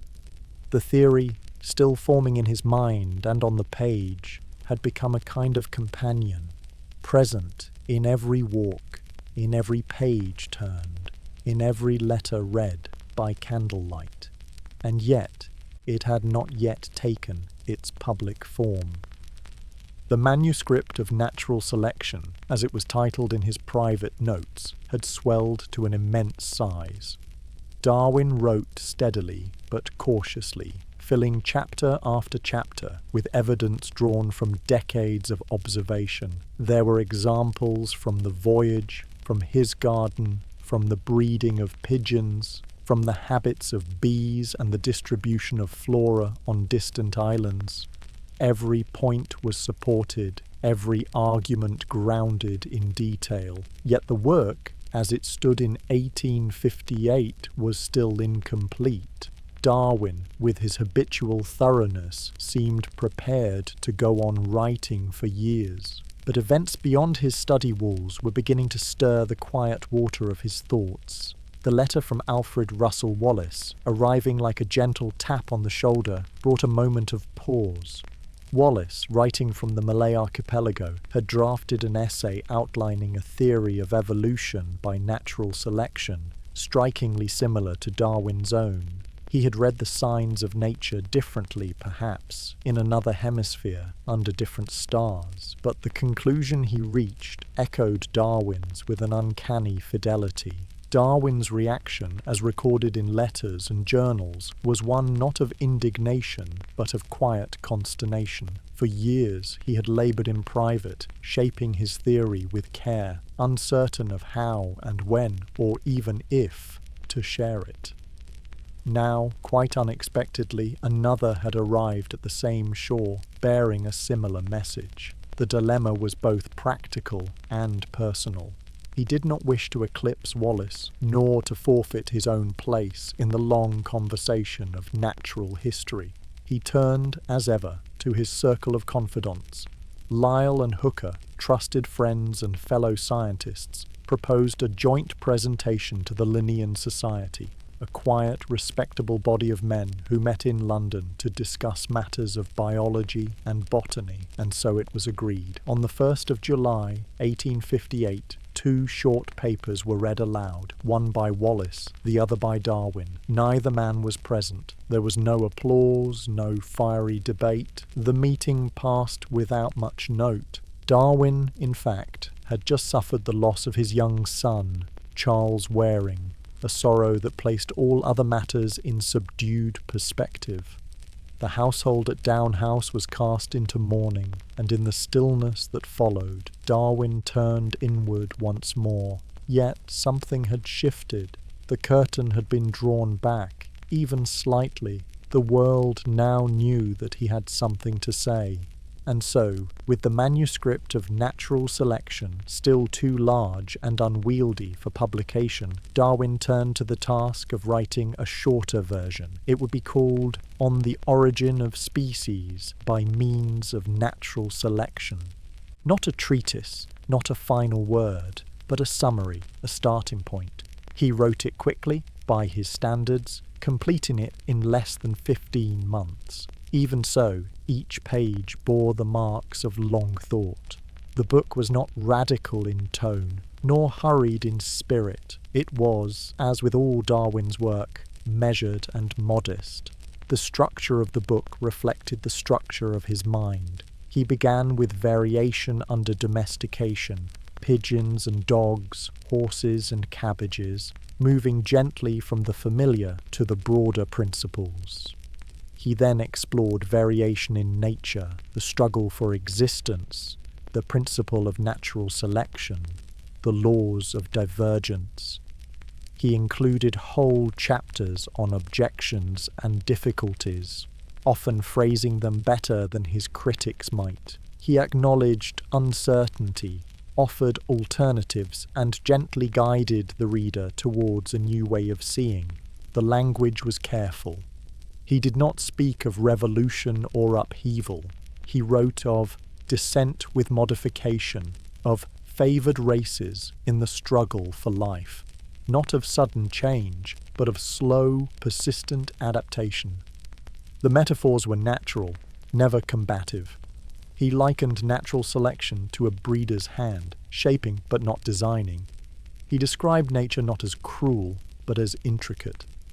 The tone was calm, thoughtful, an invitation, not a decree. The book went to press in November 1859. Darwin, ever anxious, expected criticism, perhaps even hostility. He sent advance copies to friends and colleagues, waiting quietly for their response. The first print run of 1,250 copies sold out on the day of publication. Reviews were mixed, some puzzled, some dismissive, but many thoughtful. The idea had landed, not with a crash, but with a gentle ripple that would widen slowly in the years to come. Darwin did not go out and speak. He did not defend his ideas in lecture halls. He remained at Down House, writing letters, answering questions, revising the text for future editions. He did not take offence at critics. He listened. He adjusted. He continued to gather evidence. To those who opposed him on theological grounds, he responded not with argument, but with patience. To fellow scientists, he offered his findings openly. He never claimed finality, only the best explanation he could offer. And so, in the quiet back room of English science, the long gestation of Darwin's theory entered the public world, not as thunder, but as steady rain. The idea had grown slowly, nurtured by years of patient observation, softened by family life, shaped by friendships and illness and doubt. It had not been shouted into the world, but whispered, and the whisper, in time, would echo in ways Darwin could never fully know. For now, he returned to his usual paths. The sandwalk, the dovecote, the greenhouse. His notebooks remained open. His eyes, always gentle, continued to look, quietly, curiously, at the living world he loved. When On the Origin of Species reached the hands of its first readers in the quiet closing weeks of 1859, it did not stir the storm one might expect from such a foundational rethinking of life's story. It moved rather like a tide beneath the surface, persistent, unignorable, but not abrupt. Those who read it carefully found not a battle cry, but a patient unfolding, an attempt to observe more clearly, to suggest rather than insist, and to draw together scattered threads into a cohesive pattern of thought. Darwin himself remained at Down House, far from the lecture halls and society salons where debates might rise and subside in a single evening. He did not tour, did not speak publicly, did not defend his work in person. Instead, he wrote letters, dozens, sometimes hundreds each month, responding to questions, correcting misunderstandings, thanking readers, and clarifying his meaning where needed. His study, lined with papers and sketches, became the quiet epicenter of a slowly growing conversation. Among scientists, the book was read with varying degrees of sympathy. Some, like Hooker and Huxley, were openly supportive. Others hesitated, puzzled by the idea that nature could shape itself without intervention, or unsure whether the evidence truly sufficed. Still others, especially in the clergy, regarded the book with unease. For them, the notion that species were not individually created, but had arisen through descent with modification, seemed to unsettle the harmony of natural theology. Darwin, ever cautious in tone, had tried to avoid direct confrontation. He had spoken little of human origins, had made no attempt to challenge religious belief directly, and yet the implications of his work were plain enough. If all living things shared a common ancestry, if the forms we now see had emerged through natural selection, acting over immense spans of time, then humanity itself was not apart from nature, but a part of it, woven from the same fabric, subject to the same quiet forces. Still, Darwin did not argue. He explained. He pointed to pigeons and potatoes, to fossils and finches. He emphasized that his conclusions were drawn not from theory alone, but from long observation, careful testing, and the converging paths of evidence. He revised the book for each new edition, adding clarifications, answering objections, and softening phrasing where misunderstandings had taken root. What struck many readers was not only the content of the book, but its tone. There was no self-aggrandizement, no claim to final truth. Darwin wrote not as a prophet, but as a patient observer, someone who had looked for a long time and was now offering what he had seen. The prose, though at times dense with example, moved gently. It encouraged quiet reflection more than applause.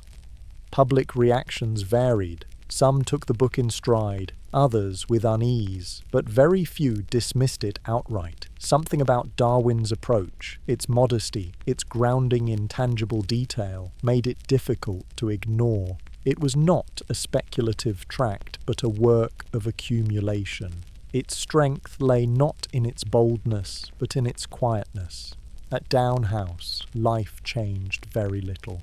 Darwin rose early, took his morning walk, returned to his study, wrote letters, read journals, and made notes. He continued his experiments, dropping seeds into salt water to test their survivability, planting exotic species in different soils, watching bees visit flowers in the garden. He believed that theory must be tested by nature, not imposed upon it.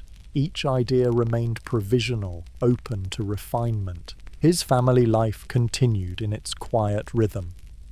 Emma, ever watchful, remained his most trusted companion. Their children grew, wandered through the fields, returned to the house with beetles and feathers. The house breathed with the soft sounds of conversation, the ticking of clocks, the occasional laughter drifting in from the hall.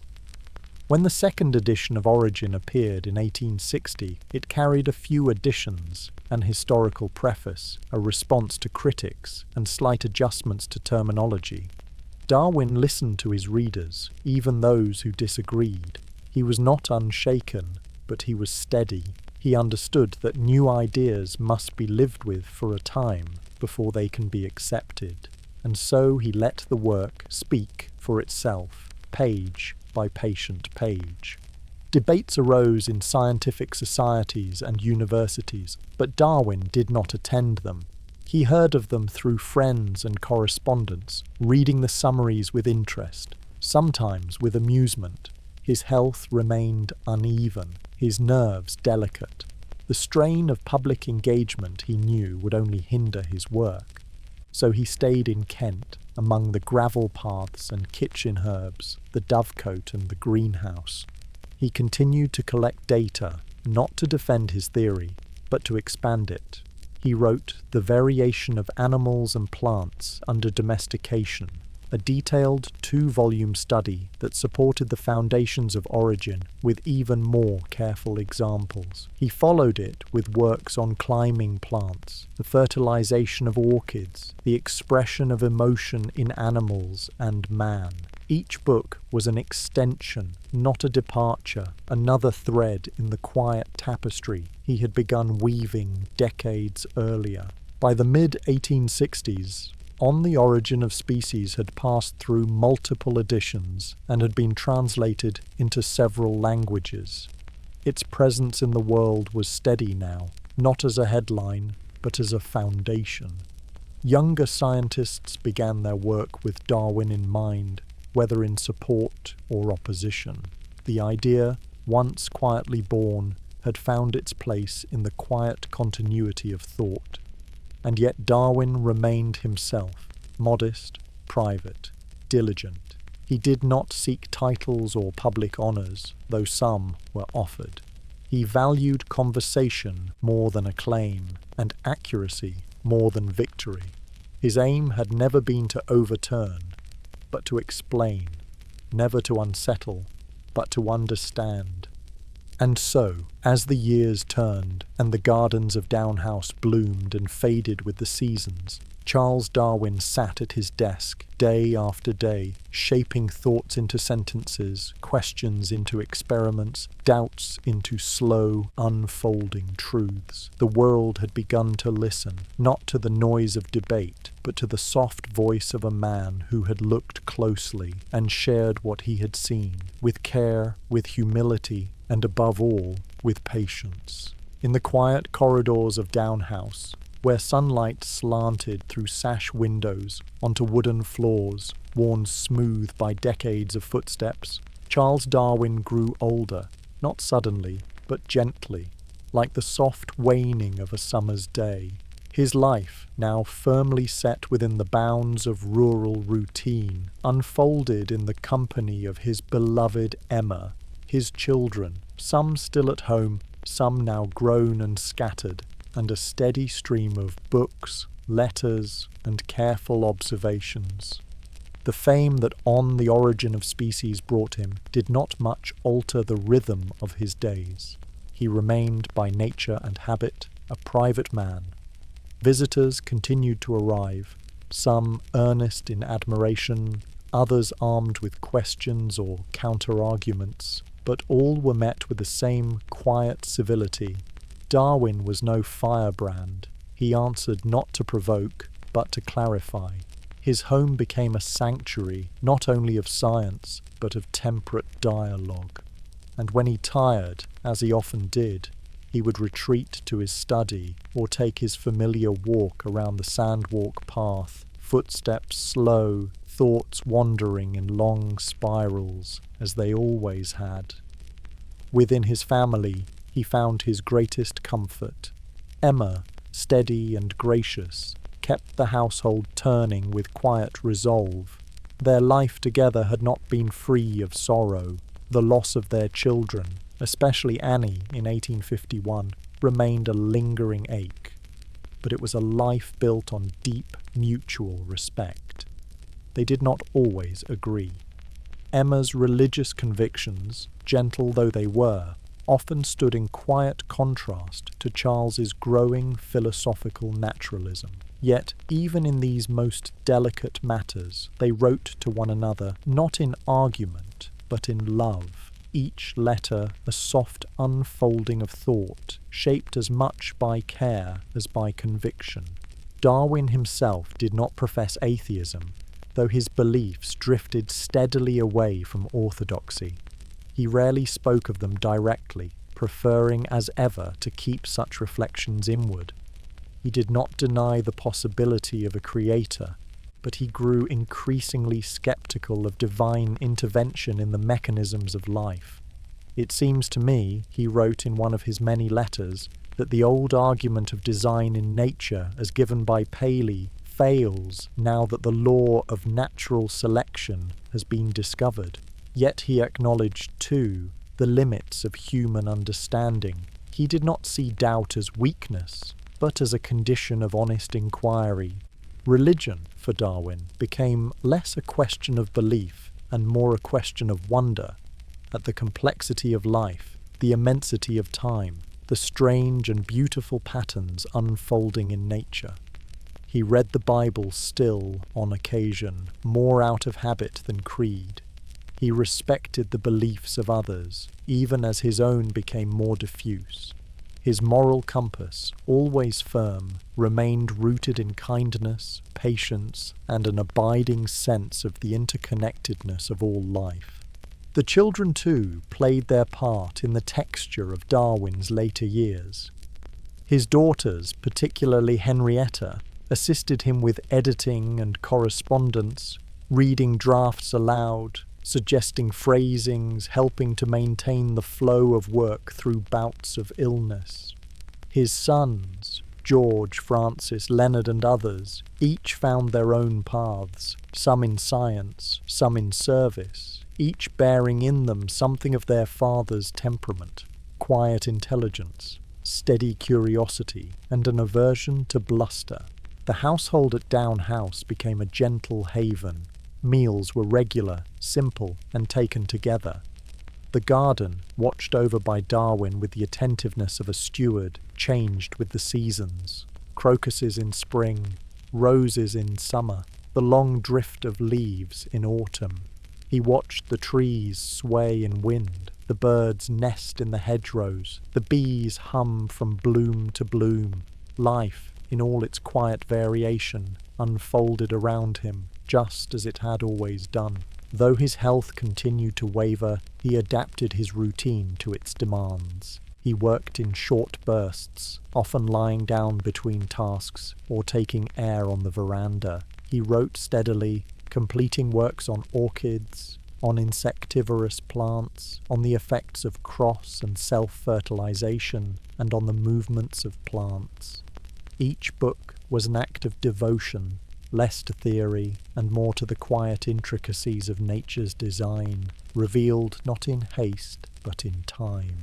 His later writings, especially The Descent of Man, 1871, moved more directly into the realm of human origins and behavior. In it, he extended the principles of evolution to humankind, suggesting that mental faculties, moral instincts, and even social behaviors had grown gradually through natural processes. The book caused more stir than origin, not because of its tone, it remained as calm and reflective as ever, but because it spoke directly to questions of human uniqueness. Darwin did not claim certainty, but he laid out his observations with characteristic care. He did not seek to diminish humanity, only to place it gently within the broader tree of life. As time passed, Darwin became a figure of quiet distinction in English society.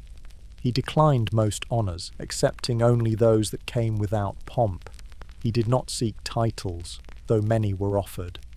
The Royal Society elected him a fellow. Universities granted him honorary degrees.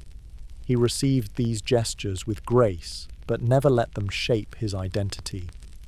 To himself, he remained simply a naturalist, a man who had spent his life looking carefully, asking gently, and trusting in the slow unfolding of truth. He kept writing almost to the end. His final book, On the Action of Earthworms, published in 1881, was a return to the smallest, most grounded of subjects. It sold well, and he received letters from readers who, like him, had begun to notice the quiet labour of worms beneath their lawns.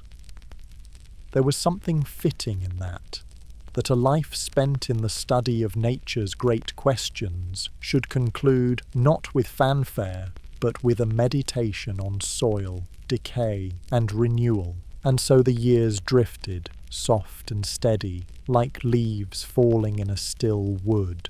The family gathered often, the fire burned low in the evenings, and Darwin walked the sandwalk until he could no longer. He spoke more rarely, read more slowly, but his eyes remained attentive to the very end. He did not know, nor could he, how profoundly his work would shape the years to come, but he sensed, perhaps, that he had offered something lasting, not a system, but a way of seeing, and that quietly was enough. In the final chapter of Charles Darwin's life, the pace of days slowed further, until time itself seemed to settle into the steady hush of reflection. The bustling world beyond Down House moved onward. Railways expanded, cities swelled, new ideas emerged, but within the garden paths and quiet rooms of the old house in Kent, life carried on at a gentler rhythm, familiar and unhurried. Darwin, now in his 70s, had become a fixture not of public spectacle, but of private steadiness. Visitors still came, scholars and admirers from abroad, curious to meet the author of On the Origin of Species. They were received kindly, shown into the same light-filled drawing room where generations of Darwin children had once played beneath the piano. The conversation, when it came, was measured. Darwin spoke softly, asked questions more than he answered them, and smiled with a kind of quiet amusement at the fuss his work had stirred. He did not seek to impress. He simply shared what he knew with the same modest tone he had always held. His health, long fragile, continued to wax and wane. There were days when he could walk the sandwalk, slow and steady as ever, counting his laps with pebbles in his pocket. Other days found him resting in a chaise longue by the study window, a blanket over his knees, reading letters or dictating thoughts in a voice grown thin but unwavering. He suffered from fatigue, nausea, and the occasional tremor. but he did not complain. Illness, like inquiry, had become a companion of long standing, something to be acknowledged but not dwelt upon. The garden remained his quiet refuge. In spring, the borders filled with violets and forget-me-nots. In summer, the bees moved among the hollyhocks and foxgloves. He watched the changes in the trees, the slow decay of compost, the delicate construction of a bird's nest in the crook of a bough. These were not diversions, but continuations of the same attentiveness he had carried through life. The small, the overlooked, the ordinary. These were the elements of Darwin's deepest understanding. Family, too, gathered more closely around him. Emma, now grey-haired and ever gentle, continued to manage the household and offer quiet counsel. She read to him when his eyes tired, sorted his letters, and helped keep his thoughts in motion during the long days of convalescence. Their children, grown now, some with families of their own, came and went with affectionate regularity. There were grandchildren in the garden, laughter in the halls, old stories retold by the hearth. The house, though quieter, was never silent. In these final years, Darwin published no great new work, though he continued to write shorter pieces and revise earlier volumes. He took great satisfaction in the steady circulation of his books, not as monuments, but as companions to others' inquiries. He remained a man of letters, reading deeply, replying faithfully. Even when too weary to hold a pen, he would dictate careful replies, shaping sentences with the same deliberate care he had applied all his life. He remained curious, always. In a letter dated not long before his death, he asked after a plant's growth pattern, noting with interest the curvature of its stem in response to shade. It was a simple question, almost childlike in its directness, yet it captured something essential about Darwin. That sense of wonder undimmed by years, that commitment to detail as a form of reverence. Death, when it came, arrived not suddenly, but with the same quietness that had marked so much of his life. On the 19th of April, 1882, Darwin passed away in his own home, with family nearby. He died not in pain, but in weariness, like a candle burning gently to its close. He was 73. The news spread swiftly. Across England and beyond, there was an outpouring of measured grief and profound respect. Scientists and theologians, friends and critics alike, acknowledged the passing of a man whose work had changed the shape of thought.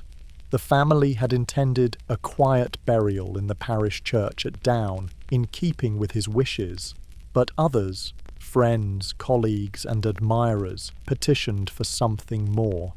And so, with Emma's consent, Charles Darwin was laid to rest in Westminster Abbey, not far from the grave of Isaac Newton. It was a gesture not of triumph, but of gratitude. The ceremony was simple. There were no grand pronouncements, no loud claims, only the soft murmur of voices, the shuffle of steps on old stone, and the final closing of a life that had, in every way, been lived with humility. His grave bears no boast, only the dates of birth and death. There is no summary, no epitaph of achievement. But the real memorial lies elsewhere, in the gentle revolution of thought he set in motion, in the slow, quiet shift in how we understand our place in nature. And in the end, perhaps that is enough. For Darwin did not seek to dominate the world of science. He sought only to listen to it more clearly. He did not demand belief, but invited attention. His great contribution was not a cry of certainty, but a gentle question. What if life changes? What if forms shift? What if everything, in its own way, responds to the world around it? And in that question, softly asked, the world quietly changed. That brings us to the end of our quiet journey through the life of Charles Darwin.